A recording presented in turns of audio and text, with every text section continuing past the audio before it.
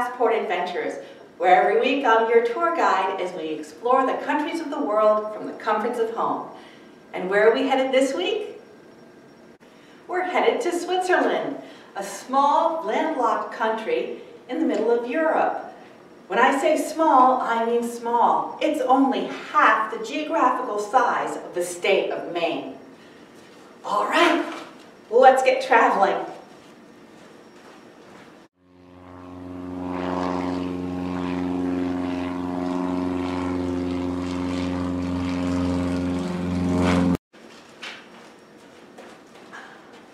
Great!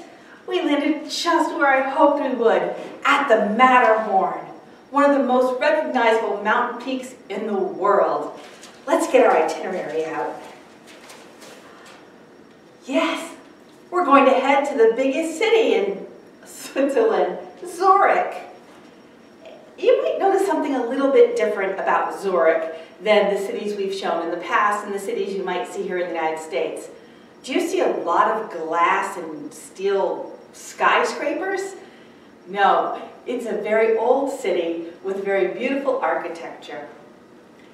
It's home to, so much to do, including 50 museums and 100 art galleries. Definitely something to see if you're in Zurich. Let's head outside Zurich and we will find towns. Towns with populations like we have here in Bangor. And then once you head outside the towns, what are you going to hit? You're going to hit the farmlands. There is a lot of farming going on in Switzerland. These cities and towns and farms are mostly in the part of the country that is flat. But that's not a lot of the country. Most of the country of Switzerland is made up of mountain ranges. And that's where we find Alpine homes. Homes of people who live up in the mountains. Now, people aren't the only things that live in the mountains. The Alps are also home to some very interesting creatures. Look at these. Let me get out of your way so you can see. This is the ibex. It's a type of mountain goat. And speaking of mountain goat, does it look like he's laying down? Right here. Does it look like that goat is taking a nap and we've got the picture sideways? No, sir. He is actually climbing that incredibly steep hill. They've been known to climb regular walls and dams as well. Okay, this guy might not be so cute, but he's certainly a necessary part of the alpine wildlife. This is a bearded vulture, and he's responsible for cleaning up a lot of the messes left by the hunting animals. So much like our crows here in the United States that clean up roadkill off the road, that's what the vulture does up in the Alps. Now, on the cuteness spectrum, I don't think you can get any cuter than a pika. In fact, it just makes me think that maybe Pikachu was somehow named after this guy. He's adorable. And he lives up there, along with, look at him, the Saint Bernard. They're wonderful mountain dogs bred to live up in the Alps and to help people who are stranded up there. In fact, this guy has a kit around his neck that would have some medicine and aid to go help a stranded hiker up in the Alps. And Alpine Marmots, I love them. They remind me of groundhogs and woodchucks, but they must have a lot of blubber under their fur and thick fur to live up in those high, freezing cold Alps. Now, Switzerland has beautiful cities, countryside, and mountains, but they're actually famous for something else. They have received the award for Most Innovative Country 10 years in a row. Now, what does innovative mean? It means that they come up with new ideas, new ways of doing things, and inventions. And that's what I wanted to focus on today. Let's see, I have some things here from around my house that they've invented, and I'd like to show them to you.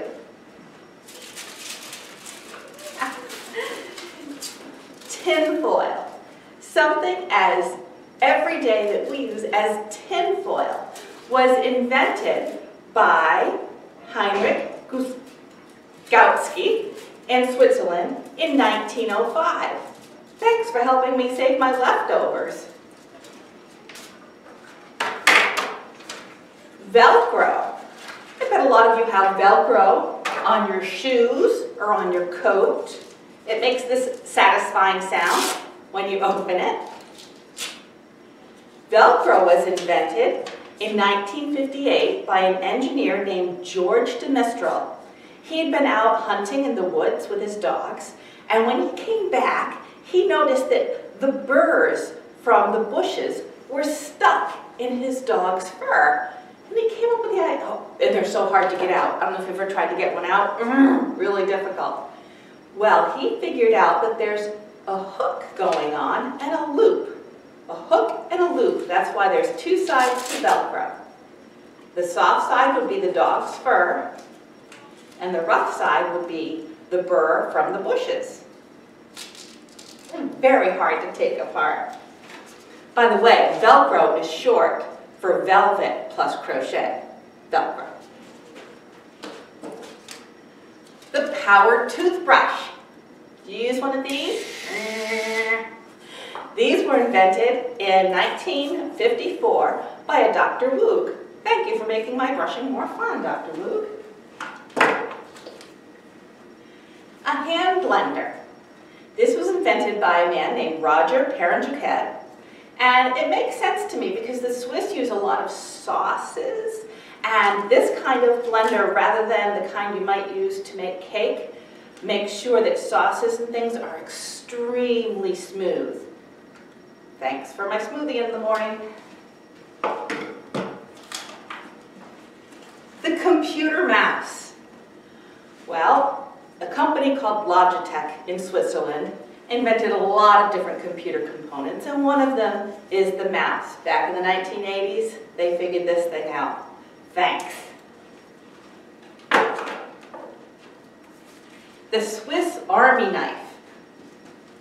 Okay, now I've got one that has about 7 or 8 different functions, like a corkscrew, or the regular knife part, or a screwdriver, right? These were invented by Carl Elsner in the 1880s, and they're still only manufactured by 2 factories right in Switzerland. The Swiss Army knife comes with a little picture of the Swiss flag on it. So if you see one of these around, red, the little Swiss flag on it, that's a Swiss Army knife. This is a small one I could fit in my pocket easily, but it's not the biggest one they make. No, sir. This is quite the Swiss Army knife, isn't it? This one has 87 attachments. 87. There's scissors, every kind of screwdriver, tweezers, you name it, this blade's got it. Okay, what's next? The Cuckoo Clock. Awesome. Now, the Swiss weren't the first people to invent a clock with mechanisms on it, like the Cuckoo Clock. The German people have a similar clock, but it did not have a bird that came out and said, cuckoo, and it was basically shaped like a box. The Swiss came along, added some of the decor of their country, plus the cuckoo that comes out, and invented the Cuckoo Clock. What was their inspiration? The Swiss farmhouses up in the Alps. Gorgeous chalet-style houses became the inspiration for the Cuckoo Clock. All right. Now, another thing that makes a little bit of sound that you might enjoy besides the Cuckoo Clock is a music box. I wonder if any of you have a music box at home. This is what the insides look like. This is the mechanism that was invented by the Swiss that plays the music, much like you would find in a snow globe or a jewelry box that plays music. What's next? Oh, we have the Swiss to thank for some good health. They invented antihistamines. Antihistamines were invented in 1937 by Daniel Bovet. Now, antihistamines are something that you take to stop an allergic reaction. So if you've got allergies or really runny nose, these antihistamines will help make you feel better. Claritin and Benadryl. I bet you've taken some of those in your lifetime. And there's a special cough drop called Ricola. You might even see their commercials on TV. Ricola. The commercials are filmed up in the Alps just to give you that extra feeling of Swissness. They were made by an actual candy maker who discovered that taking the herbs from 13 herbs that he grew locally up in the mountains and making a candy out of it actually helped people with their sore throats. So they marketed them as cough drops. The most important, at least I think so, maybe you will too, medical invention that came out of Switzerland is the Red Cross. Have you heard of the Red Cross? Sometimes you might hear that they're having a blood drive, or you might hear that the Red Cross was helping where there was a hurricane or a tornado. In 1859, that's a little before Abe Lincoln's time, a man named Henry Dunant is a young Swiss man, and he was in Italy, and he came across a battlefield, and on that battlefield were over 40,000 men that were either dead or wounded. And he called to some local people to volunteer and help get these men set, to bring medical supplies to them, to drag them to safety. That made such an impression on him that when he got back to Switzerland, he went to the government and asked to set up the first Red Cross. And their mission would be to help all those in need, regardless of what country they live in, what language they speak, the color of their skin. None of that matters. It's a humanitarian group that helps people all over the world. On a less serious note, when I think Swiss, I think Swiss cheese. In fact, if you said, picture a piece of cheese in your head, you might actually picture a piece of Swiss cheese because of those distinctive holes. But it's not the only cheese they make. Oh no, the Swiss love their cheese. Ta-da! They love it so much that each person in Switzerland eats about 34 pounds of cheese a year. In case you think that's a whole lot, Americans eat the same amount. Yay, cheese! Way back in the 1600s, this was invented. Do you know what it is called? If you said fondue, you're right.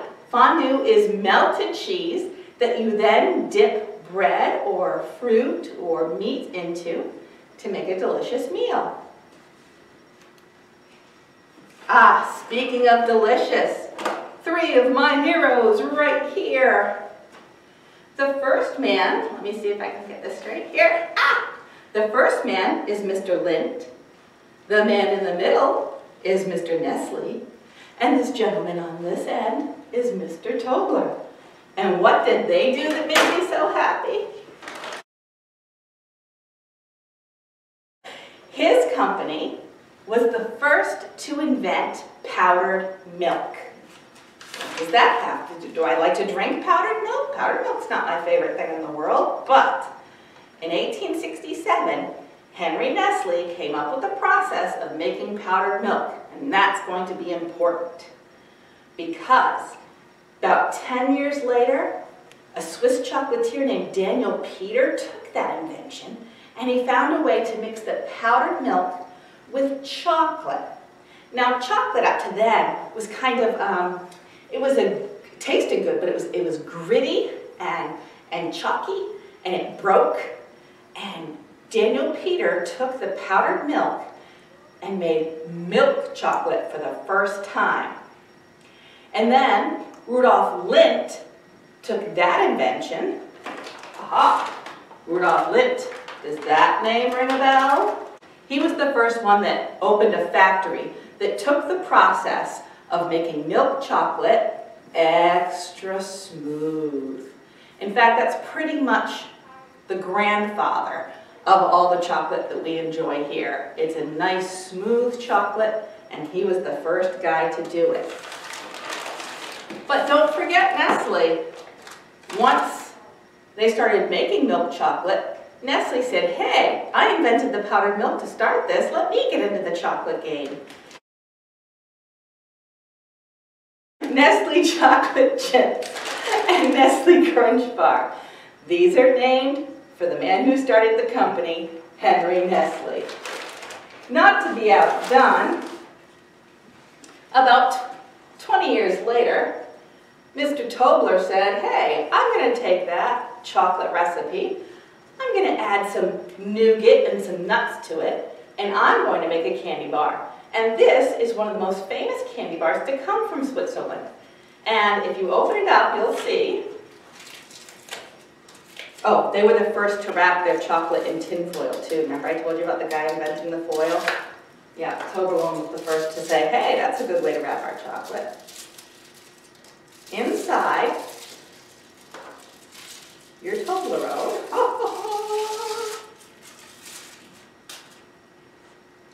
it is shaped like the Matterhorn. He invented it to look like the Swiss Alps. And I'll tell you a secret, the special way to break these apart, the Swiss kids showed me in a video. You press your thumb into the top, boop, and off pops one Matterhorn. Delicious.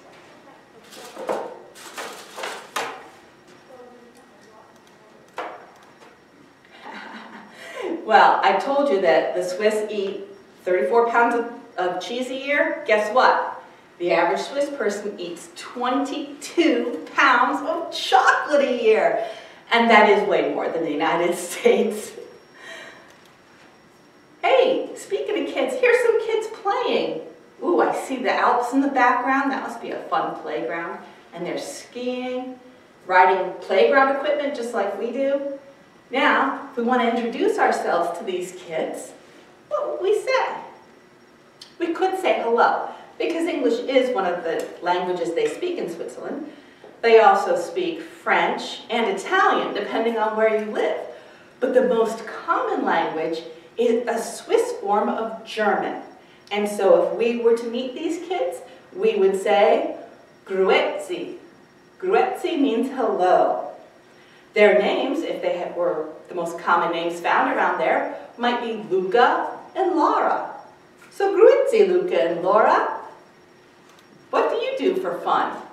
Well, when they're not playing outside, skiing, Swiss children learn to ski around 3 years old. They might be playing the chocolate game. Wait a minute, I've heard of the chocolate game before. We were just in Australia last week, and one of the games they played on Australia Day was the chocolate game. Isn't that cool that kids around the world play the same kind of games? The chocolate game's a lot of fun. It involves having to put a hat and gloves and scarf on and try to unwrap and eat chocolate with a knife and fork. More on that later. I'm exhausted. I think I'm ready to head back home. Are you? Let's get our bags packed. And to say goodbye to Switzerland, we say Auf Wiedersehen.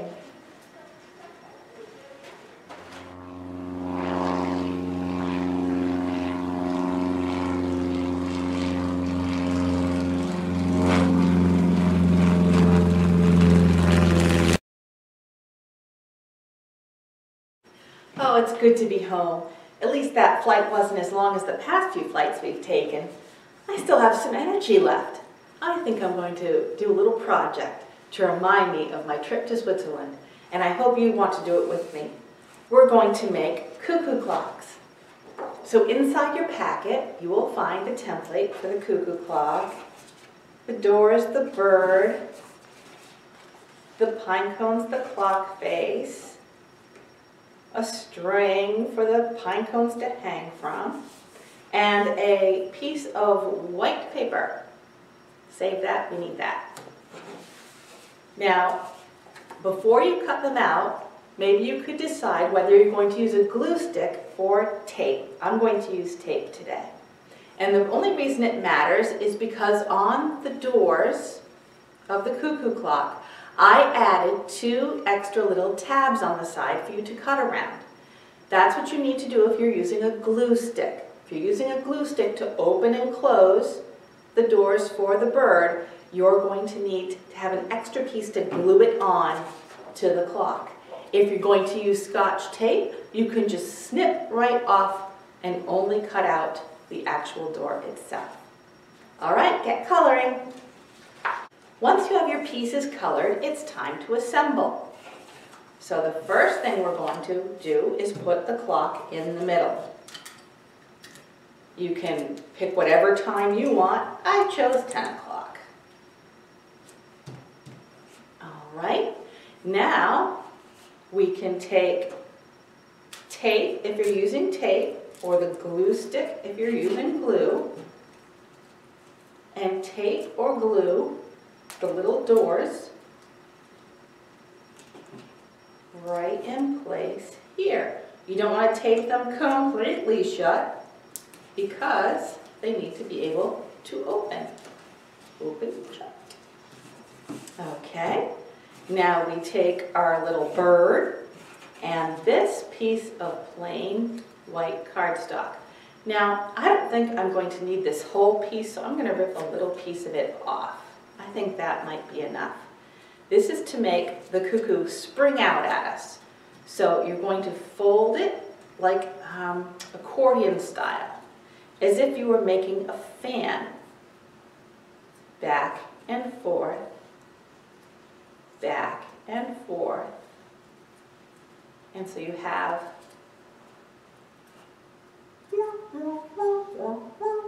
like a spring.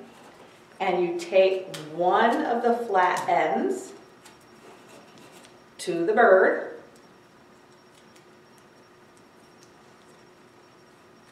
and then the last flat end on the other side of the paper, you're going to tape inside the doors of the Cuckoo Clock. Right in the middle is probably the best place to tape it. Then you press him in there. Get in there, bird! And shut the door on him. Ah. Okay, we're almost finished. The strings that hang on a cuckoo clock with something attached to them that weighs a bit, those aren't just for show. Those are actually to help you wind the clock. When you pull them down, the gear winds, and then the weight over time pulls down and helps the clock move. And dum dum dum. So you might want to make one further up and one further down, and just tape that onto the back.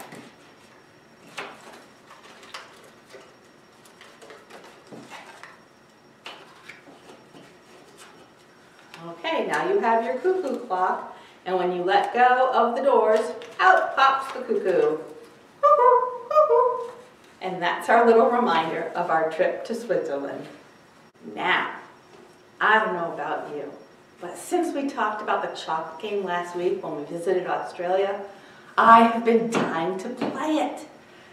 Let's see if I can get a friend to play it with me. Who should I pick? Okay, so here are the rules for the chocolate game. Each player will roll the dice. You'll go around. Usually you play this with a bunch of people. Best I could do was my producer Shane. And you go around the circle and you roll until somebody gets a 6. Whoever gets a 6, then quickly as they can, put on a hat, a scarf, and something on their hands. You could use oven mitts, mittens, however hard you want to make the task. Then they grab a paper plate that has the candy bar on it, a knife and fork. They have to unwrap the candy bar, and then break the pieces off with the knife and fork. Now, all this time, the other players are going to continue rolling. And as soon as someone else gets a 6, you take the stuff off, and the other person who rolled the 6 gets their turn. And people keep rolling. Now, because of COVID, we have to play a little bit differently. We each have our own set of hats and gloves and scarf. And we each have our own die. And we will be sliding the chocolate bar over to each other. So, it's an adaptation. We roll with the times.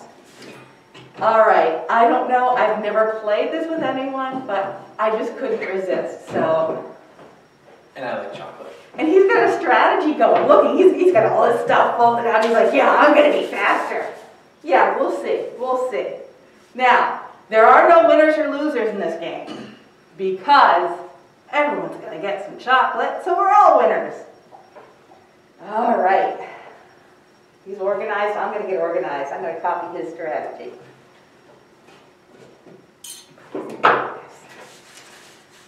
Oh wait, we don't know that I'm going to get it first. Look at me assuming that I'm going to be the first to roll a 6. Just a 6. Just a 6, okay. Is he trying to set up his dice ahead of time so he gets the 6? No way, dude. All right, I'll go first. 6, first thing. Oh my gosh, this takes way longer. No, I got a 6. Oh man, come on. I got a 6! No, let me get something done here. Come on. Oh, I got it. Oh, 6!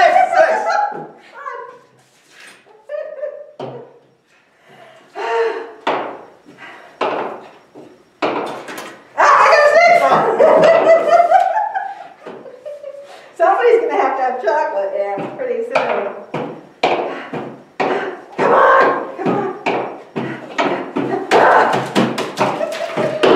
6! Does this count as my piece of chocolate that I broke off before you rolled your 6? I think it does. Hey! Wait. Oh no, you don't get to eat it yet. I rolled a 6. Alright, so what do we do now? I'm exhausted. I think we both won. We both got some chocolate. I hope you have fun playing whatever version of this game you come up with.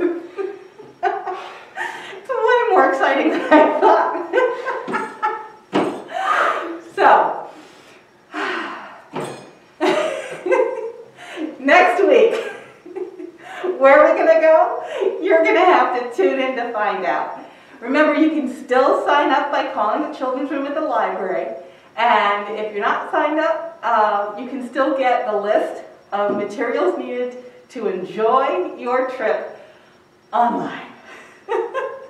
So until next time, auf Wiedersehen.